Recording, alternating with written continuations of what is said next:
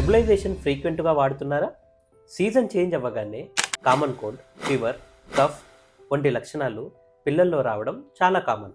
Parents త్వరగా నయం అవ్వడానికి నెబులైజేషన్ని స్టార్ట్ చేస్తున్నారు.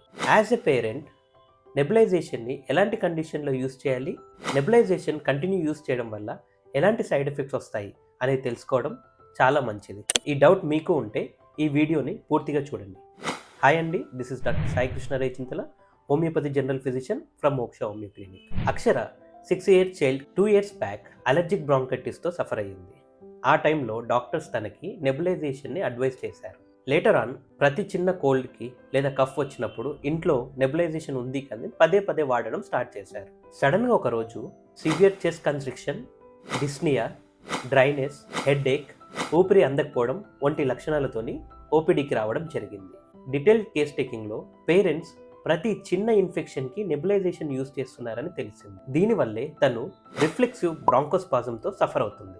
బేసిక్గా నెబులైజేషన్ని కేవలం asthma, COPD, severe acute respiratory distress syndrome లేదా బ్రాంకైటిస్ కండిషన్స్లో మాత్రమే యూజ్ చేయాలి. యూజ్ చేసే ప్రతిసారి ఆక్సిజన్ హ్యూమిడిఫైర్ యూజ్ చేయడం compulsory. Seasonal change, viral infection, upper respiratory tract infections like common cold, influenza వంటి లక్షణాల్లో యూజ్ చేయడం సరైన పద్ధతి కాదు. ఇన్స్టెంట్ రిలీఫ్ కోసం కేవలం ప్లెయిన్ స్టీమ్ యూజ్ చేయడం చాలా మంచిది. మరిన్ని వివరాల కోసం please do follow and subscribe to మోక్ష హోమియో.